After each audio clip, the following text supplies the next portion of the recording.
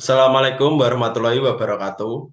Perkenalkan, nama saya Arif Prasetyo dengan NIM 11022200083 dari kelas L4605. Saya Adam Muhammad Ghazali dengan NIM 11022231181 dari kelas L4605.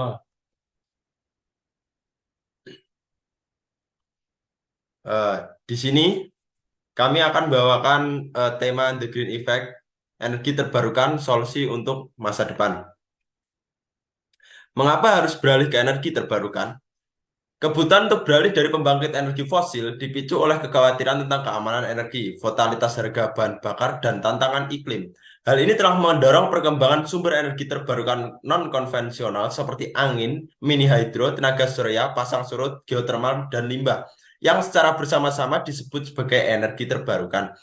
Di negara-negara maju, energi terbarukan dianggap sebagai alat penting untuk mengurangi emisi dan mencapai kemandirian energi, sehingga mengurangi ketergantungan pada impor minyak, gas, dan batu bara. Di negara-negara berkembang, fokusnya adalah meningkatkan akses listrik, seringkali terbatas pada pembangkit hidro konvensional akibat kendala anggaran. Namun, ada tren yang berubah dengan energi terbarukan mengalami penetrasi cepat di negara-negara ini karena kesadaran akan pentingnya energi bersih dan tekanan untuk sejalan dengan upaya global dalam arah ini. Lalu ada antusiasme terhadap pembangkitan energi terbarukan juga telah mendorong pengembangan mekanisme khusus untuk pelaksanaannya. Mekanisme-mekanisme ini diperlukan karena pembangkitan energi terbarukan belum cukup kompetitif untuk masuk ke pasar tanpa dukungan. Lalu ada 4 mekanisme utama yang telah digunakan untuk mendorong pengembangan energi terbarukan di seluruh dunia yang akan disampaikan oleh teman saya. Oke. Yang pertama yaitu tarif pengumpanan, yaitu konsumen diwajibkan untuk membeli energi terbarukan dengan harga yang telah ditentukan sebelumnya. Biasanya ditetapkan secara administratif atau premi di atas harga spot energi. Lalu yang kedua, quotas and tradable green certificates, yaitu bagian minimum dari energi terbarukan diwajibkan bagi konsumen atau produsen dengan sanksi atas ketidakpatuhan. Mekanisme ini digunakan di lebih sedikit negara dibandingkan dengan pengumpanan. Di beberapa pasar, perdagangan kuota diizinkan dan pasar sertifikat hijau diciptakan. Mekanisme kuota digunakan di Chili dan beberapa bagian Amerika Serikat. Lalu yang ketiga yaitu lelang. Proses penawaran kompetitif diatur untuk membeli sejumlah energi terbarukan tertentu dan pemenang dipilih berdasarkan penawaran harga terendah. Lelang awalnya digunakan di Eropa, yaitu Inggris dan Irlandia, dan baru-baru ini digunakan di Amerika Latin. Lalu yang keempat, fiscal incentives and tax credit, yaitu ini adalah subsidi seperti pembebasan atau pengembalian pajak, biaya atau pembiayaan khusus, atau kondisi depresiasi. Mekanisme ini telah digunakan di hampir semua tempat di mana energi terbarukan telah dikembangkan sebagai mekanisme dukungan tambahan. Lalu di sini ada tabel biaya investasi dan pembangkitan per teknologi negara-negara OECD yang bersumber dari IEA 2010. Pengembangan energi terbarukan memerlukan investasi signifikan dan memiliki dampak ekonomi dan pasar yang beragam. Beberapa faktor yang mempengaruhi dampaknya termasuk karakteristik sistem fisik dan desain pasar. Pengembangan energi terbarukan dapat memiliki dampak positif atau negatif tergantung pada fleksibilitas operasional dan harga pasar. Mekanisme dukungan seperti feed-in tarif, kota, lelang, dan intensif fiskal digunakan untuk mendorong pengembangan energi terbarukan. Namun, penerapan skema dukungan khusus dapat mengubah ruang pasar bagi pesaing lain, termasuk energi terbarukan konvensional seperti pembangkit listrik tenaga air. Lalu ada kendala keuangan juga menjadi tantangan dalam merancang mekanisme dukungan, dan berbagai negara memilih pendekatan yang berbeda seperti lelang atau kuota. Karakteristik unik dari pengalaman ini memberikan gambaran yang luas tentang pengembangan energi terbarukan dan potensi dampak pasar ekonominya. Dalam hal ini, kita akan membahas dampak pasar dan ekonomi dari pembangkit listrik terbarukan di Spanyol, Jerman, dan Amerika Latin, dengan fokus di Amerika Latin pada Brasil, Chili, Peru, Spanyol, dan Jerman. Spanyol dan Jerman sebagai negara maju dengan tingkat emisi gas rumah kaca tinggi telah mengadopsi energi terbarukan secara agresif. Di sisi lain, Amerika Latin memiliki potensi besar untuk energi terbarukan, terutama hidro. dan memiliki kontribusi kecil terhadap emisi gas rumah kaca. Di sini saya akan membawakan pengalaman Spanyol dan Jerman dalam energi terbarukan. Spanyol dan Jerman adalah dua contoh negara yang sangat antusias dalam mengembangkan mekanisme khusus untuk penerapan pembangkit listrik terbarukan secara agresif. Dengan memaksakan penerapannya melalui subsidi langsung yang dibayarkan oleh konsumen. Kedua negara telah efektif dalam mencapai penetrasi energi terbarukan yang tinggi dan mengurangi emisi dengan biaya yang sangat besar. Kita masuk ke Spanyol. Di sini ada tabel premi energi terbarukan di Spanyol dari 2004, 2005, 2006, 2007, 2008, dan 2009. Promosi pembangkit listrik terbarukan di Spanyol didorong oleh 3 tujuan kebijakan utama. Mengurangi emisi gas rumah kaca, mengurangi ketergantungan pada bahan bakar impor, dan mengembangkan industri dalam energi yang mampu menciptakan lapangan kerja.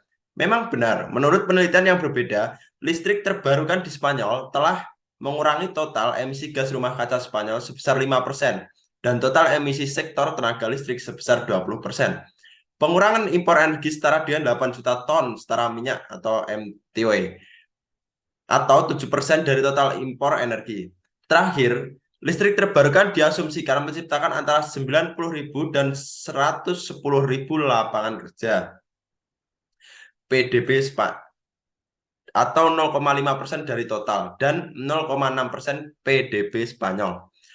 Kontribusi positif energi terbarukan untuk mencapai tujuan-tujuan ini diakui oleh sebagian besar kekuatan politik dan faktanya promosi energi terbarukan di Spanyol telah didukung oleh mereka semua sejak rencana dukungan besar-besaran terhadap listrik terbarukan yang pertama, yaitu pada tahun 1994. Di sini ada skema dukungan Spanyol. Pada tahun 1994, Spanyol memperkenalkan sistem tarif pengumpanan pertamanya, yang sejak itu menjadi mekanisme dukungan utama untuk listrik terbarukan di negara ini.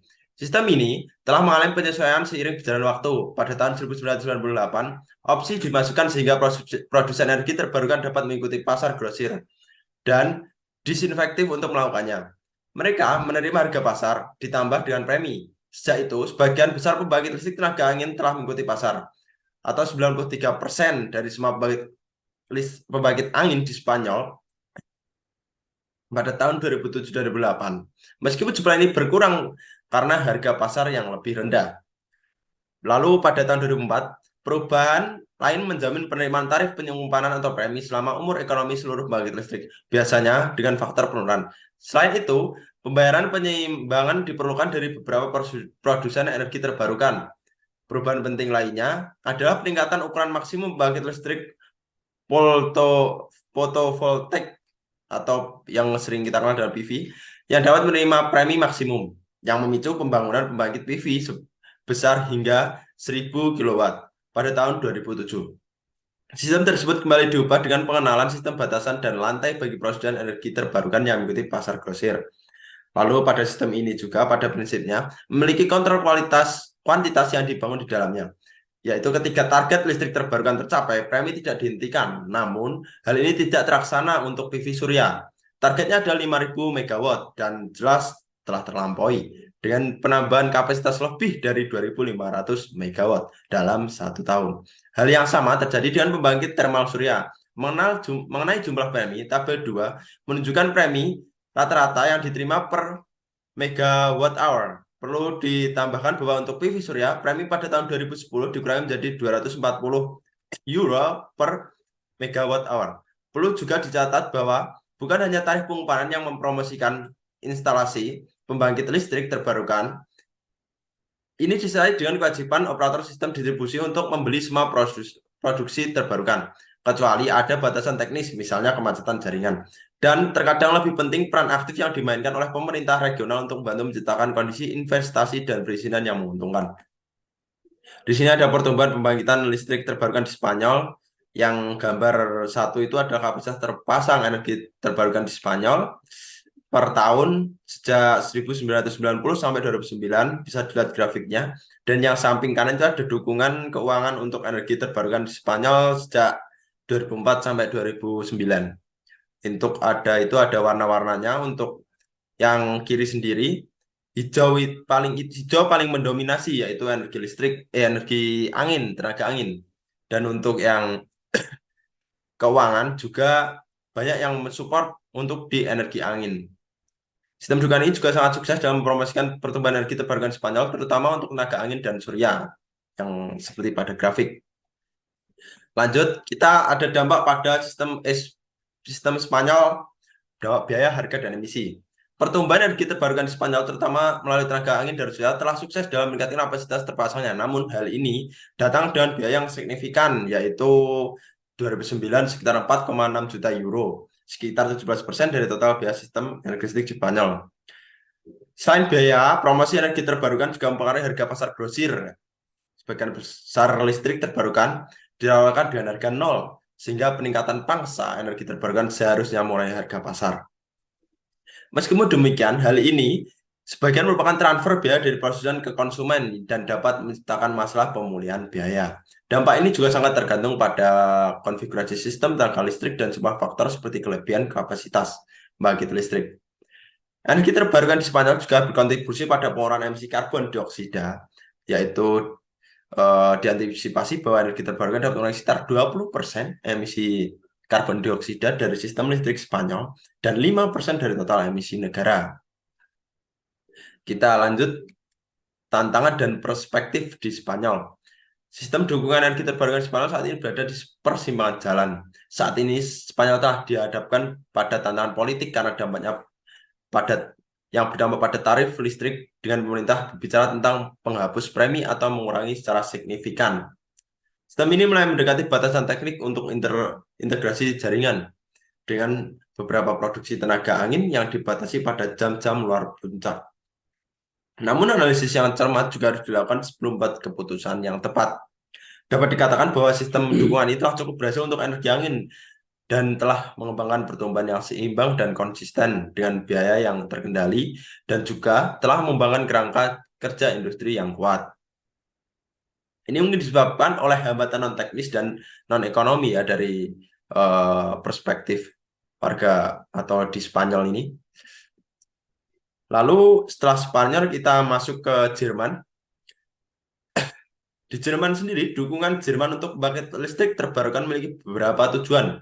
Ya, seperti halnya di Spanyol, peningkatan pembangkitan listrik terbarukan merupakan bagian dari strategi jangka panjang yang difokuskan pada pengurangan gas rumah kaca dan pasokan listrik yang berkelanjutan. Dalam konteks Jerman, dukungan untuk kemajuan teknologi guna mengurangi biaya masa depan pembangkitan terbarukan adalah tujuan lain.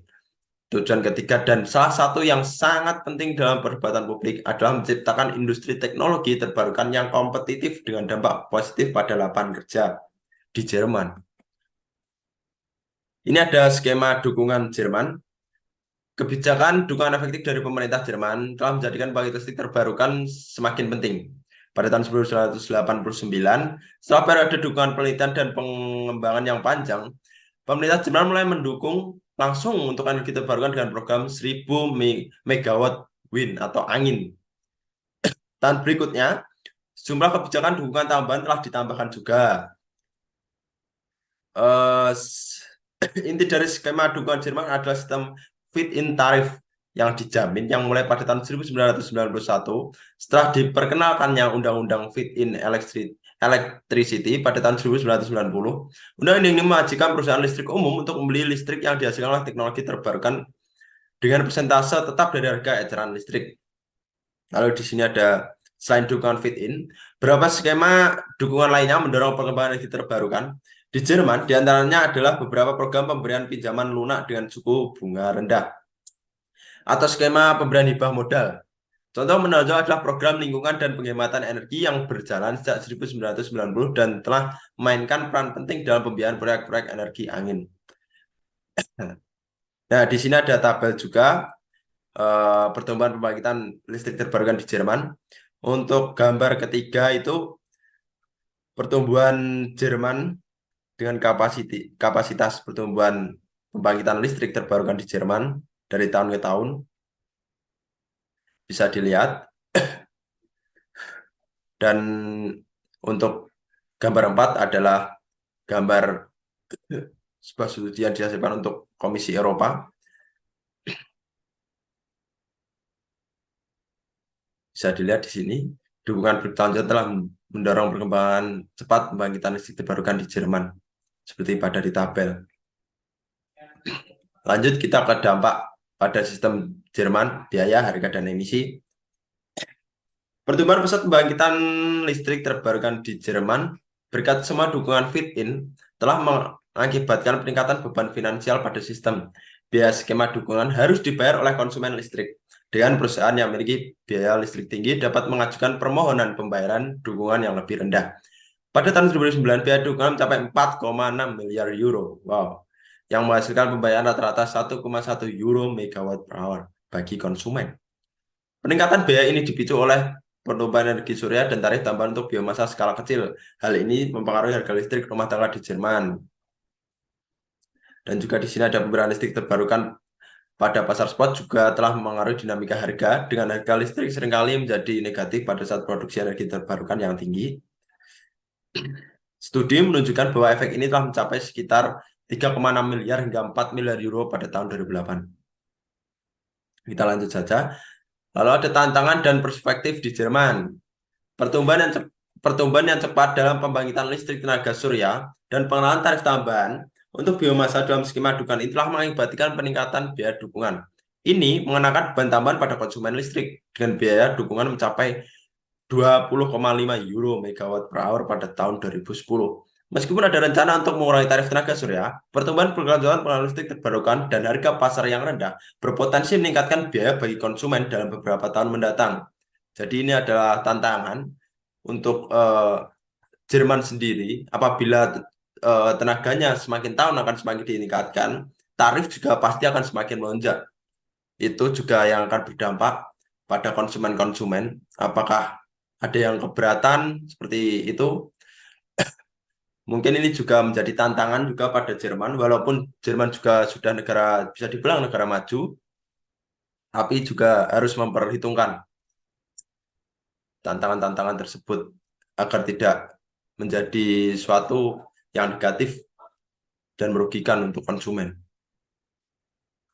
Di sini kita lanjut ke Amerika Latin. Di sini akan dibawakan oleh teman saya. Baik. Mekanisme kuota dan lelang energi di Amerika Latin, wilayah yang didominasi oleh pembangkit listrik tenaga air, yaitu Amerika Latin memiliki salah satu matriks energi paling bersih di dunia, terutama karena penggunaan intensif pembangkit listrik tenaga air untuk pembangkitan listrik dan etanol tebu untuk transportasi kapasitas pembangkit listrik tenaga air yang terpasang di wilayah ini melebihi 150 gigawatt. 22% dari total global, namun hanya mengakses 30% sumber daya pembangkit listrik tenaga air di wilayah tersebut. Selain etanol, yang ekonomis bersaing dengan minyak pada harga $35 per barel, bioelektrisitas dari ampas tebu telah menjadi sumber daya penting dan kompetitif. Pembangkit listrik tenaga air kecuali digunakan hampir di seluruh wilayah karena jumlah yang signifikan dari cekungan sungai. Selain itu, tenaga angin menjadi aset keempat dalam portofolio energi terbarukan wilayah ini, dengan kapasitas potensial hampir 350 gigawatt, yang sebagian besar terpusat di Brasil. Brasil yaitu 140 gigawatt, dan negara-negara Amerika Tengah dan Meksiko yaitu 140 gigawatt bersama-sama. Faktor beban pembangkit listrik tenaga angin tahunan konstan dan tinggi, rata-rata 40-45% di Brasil dan Peru. Wilayah percaya di wilayah ini akan memungkinkan pembangkit listrik tenaga surya muncul dalam gelombang berikutnya. Selanjutnya, sementara energi terbarukan konvensional memiliki andil besar di wilayah ini, penetrasi kecil namun signifikan energi terbarukan non-konvensional, angin, hidro, kecil surya, pasang surut, dan panas bumi juga terjadi mencerminkan dinamika di dunia maju. Costa Rica menjadi negara dengan penetrasi angin tertinggi, 7% dari kapasitas terpasangnya. Semua negara lain di wilayah ini memiliki penetrasi angin 2-3% atau kurang. Energi terbarukan ini memiliki atribut berbeda di Amerika Latin dibandingkan dengan negara lain, dan itulah yang membuatnya sebagai pilihan pembangkit listrik yang menarik. Konstruksi mereka singkat, sekitar 18 bulan. Berbeda dengan 5 tahun untuk pembangkit listrik tenaga air biasa. Ini memberikan fleksibilitas dalam hal pengenalan kapasitas baru yang berharga sebagai lindung nilai terhadap ketidakpastian pertumbuhan beban. Selanjutnya yaitu mekanisme pengenalan energi terbarukan. Brasil, Chili, Costa Rica, Ekuador, Meksiko, Panama, Peru, dan Uruguay adalah negara-negara di Amerika Latin yang memiliki beragam skema dukungan eksplisit untuk energi terbarukan, lelang berbasis teknologi, dan proyek penawaran kompetitif untuk proyek-proyek tertentu, serta mekanisme kuota telah menjadi skema dukungan untuk utama yang digunakan alih-alih tarif feed-in dan premi ala Eropa, yang hanya diterapkan di Ekuador dan Argentina. Namun, insentif pajak dan insentif fiskal hadir di semua negara. Gambar 6 mengilustrasikan mekanisme utama yang digunakan di wilayah tersebut. Terkadang mekanisme yang berbeda digabungkan dengan seperti kredit, pajak, dan lelang energi. Selanjutnya, kami akan mengevaluasi kasus Brasil, Peru, dan Chili. Brasil. Brasil memiliki kapasitas terpasang di sistem tenaga sebesar 106 gigawatt, dengan sekitar 75% berasal dari tenaga air.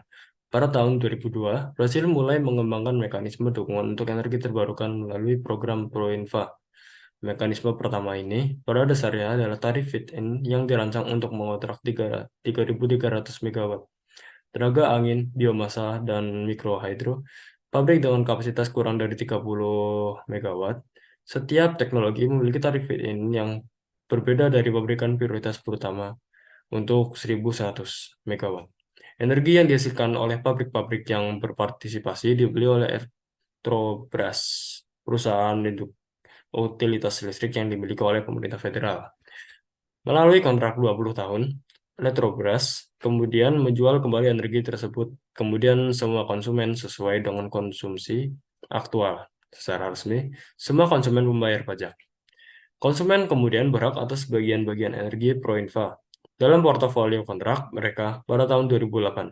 Mekanisme insentif baru diuji dan diterapkan regulasi Brasil, memungkinkan penggunaan lelang kontrak sebagai mekanisme penjaminan bagi pengembangan teknologi tertentu yang dipicu oleh keputusan kebijakan energi.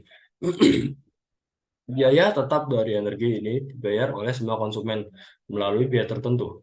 Tetapi, konsumen tidak diberikan bagian dari energi yang dikontrakkan dalam portofolio kontrak mereka seperti yang terjadi dengan Proinfa. Sebaliknya, energi ini digunakan sebagai asuransi atau cadangan energi fisik untuk sistem.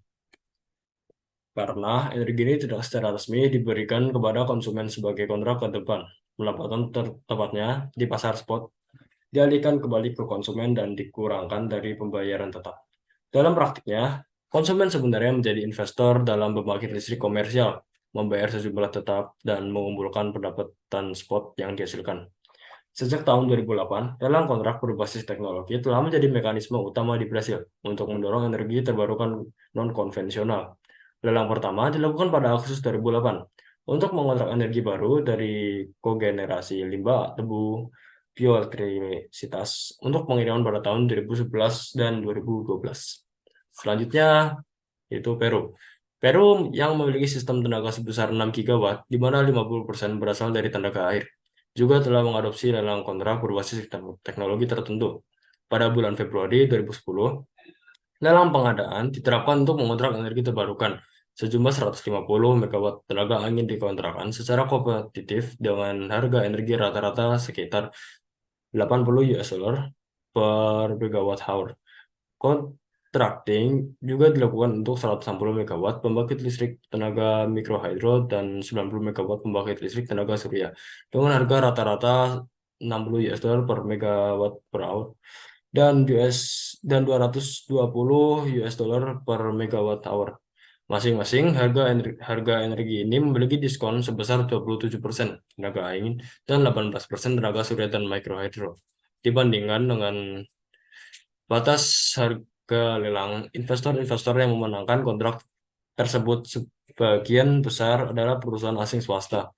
Kontrak ini memiliki durasi selama 20 tahun dan mengirimkan dijadwalkan 3 tahun ke depan. Pembangkit listrik ini juga berhak atas pembayaran kapasitas yang diatur, sekitar 12 US dollar per megawatt hour. di atas harga energi. Selanjutnya yaitu Chili. Chili menggunakan lelang kontrak energi tanpa membedakan teknologi. Mereka menerapkan kuota energi terbarukan yang mewajibkan perusahaan listrik untuk mendapatkan setidaknya 10% energi dari sumber terbarukan. Jika tidak mematuhi ada denda. Chili mengubah regulasi kelistrikan untuk mendorong energi hijau di Brasil. Mereka awalnya menggunakan feed-in tarif, Proinfa, dan kemudian beralih ke lelang kontrak energi. Peru juga mengadakan lelang untuk kontrak energi terbarukan. Brasil memberikan insentif pajak dan subsidi, sementara Peru dan Chili melakukan perubahan regulasi untuk memfasilitasi integrasi energi terbarukan. Hasil dari dampak pasar. Meskipun mekanisme dukungan yang diadopsi di Amerika Latin, penetrasi sumber daya terbarukan non-konvensional secara keseluruhan masih kecil. Namun, analisis menarik terhadap potensi dampak tetap dapat dilakukan. Kapasitas menyimpan yang disediakan oleh waduk hidro membuat biaya penyeimbangan dan harga negatif akibat variabilitas produksi pembangkit menjadi kurang relevan. Beberapa negara seperti Brasil memiliki musim dalam produksi terbarukan yang sebenarnya memberikan manfaat ekonomi sebagai contoh. Musim kogenerasi tebu hanya terjadi selama masa panen, yang pada gilirannya bersamaan dengan musim kemarau untuk membangkit listrik hidro. Dengan kata lain, ada saling melengkapi alami antara pembangkit listrik hidro dan bioelektrik. Dalam hal ekonomi ini berarti bahwa energi yang dihasilkan oleh pembangkit listrik biomasa memiliki nilai yang lebih besar daripada awal diimajinasikan karena harga spot energi selama musim panen lebih tinggi daripada rata-rata tahunan. Perilaku yang sama juga diamati untuk pembangkit listrik tenaga angin yang pola produksinya saling melengkapi dengan tingkat menyimpan hidro di beberapa negara. Tantangan dan perspektif. Brasil dan Peru telah mengumumkan lelang energi terbarukan tambahan, fokus pada angin hidro kecil dan biomasa. Untuk tahun 2010, rencana ekspansi generasi 10 tahun yang ditunjukkan 2011 sampai 2019 di Brasil telah mengumumkan preferensi kuat terhadap sumber energi terbarukan untuk melengkapi hidro utama dalam ekspansi sistem beberapa negara Amerika Latin lainnya, Meksiko, Guatemala, dan Costa Rica telah mengumumkan rencana untuk mengembangkan energi terbarukan secara agresif. Namun di Chili masih belum jelas apakah kuota jangka panjang akan mudah tercapai. Investor teknologi terbarukan dari seluruh dunia tertarik pada mekanisme kuota Chili. Sejumlah besar proyek telah mengajukan aplikasi lingkungan dalam skema Chili. Namun harga energi spot dan lelang standar kontrak energi adalah mekanisme harga utama untuk menasang penetrasi energi terbarukan. Ini telah membatasi pencapaian persyaratan kuota, terutama oleh investor non-incumbent. Misalnya, variabilitas produksi angin mengakibatkan kesulitan dalam menetapkan kontrak energi yang memadai untuk mendapatkan pembiayaan berdasarkan aliran kas proyek. Paparan harga spot menciptakan risiko pasar dalam kontrak energi yang menyebabkan arus terbatas yang cukup untuk memastikan pendanaan yang cukup. Tantangan yang sama terlihat di Brasil untuk perdagangan angin dengan konsumen bebas.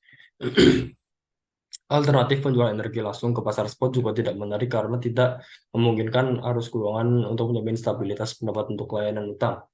Pembayaran kapasitas di Chili untuk sebagian besar sumber energi terbarukan juga rendah karena kapasitas puncak mereka yang tidak dapat diandalkan pada akhirnya proyek-proyek energi terbarukan mungkin tidak terwujud bukan karena hambatan inovasi teknologi atau daya saing biaya, tetapi karena instrumen keuangan dan alat yang cukup untuk mendanai proyek saat ini merupakan hambatan utama bagi investasi. Kesimpulan keseluruhan, pada era yang dibatasi oleh emisi karbon, pengembangan listrik bersih dan efisien sangat penting bagi semua negara dan ini jelas menjadi pendorong bagi negara-negara yang dianalisis dalam karya ini. Masih terlalu tinggi untuk mengidentifikasi mekanisme dukungan terbaik atau memilih indeks manfaat biaya untuk energi terbarukan. Tetapi dengan penerapan besar-besaran, skema dukungan di seluruh dunia, dampak biaya pasar dan transfer kekayaan antara segmen harus dipelajari dengan cermat. Mengingat relevasi mereka seperti yang ditunjukkan oleh pengalaman yang dijelaskan dalam artikel ini. Keputusan ekonomi yang dapat mengubah perkembangan energi terbarukan di seluruh dunia adalah pengenalan pajak karbon. Pajak karbon adalah pajak atas kandungan karbon dalam bahan bakar yang diterjemahkan menjadi pajak atas emisi CO2 baik sebagai hasil dari pajak karbon atau kebijakan dukungan langsung. Kontribusi energi terbarukan terhadap pasokan listrik akan terus meningkat di masa depan dampak pada pasar, biaya investasi, dan distribusi kekayaan. akan semakin besar. Analisis dan regulasi yang hati-hati akan diperlukan untuk beradaptasi dengan lingkungan baru. Ini akan dapat membuat penetrasi teknologi beremisi rendah sesuai dengan peningkatan kebutuhan dan berkelanjutan. Ya, ya itu tadi presentasi yang kami sampaikan, yang saya Muhari Prasetyo dan teman saya Saya Adam Ghazali. di sini kurang lebihnya saya mohon maaf. Terima kasih. Wassalamualaikum warahmatullahi wabarakatuh. Baik.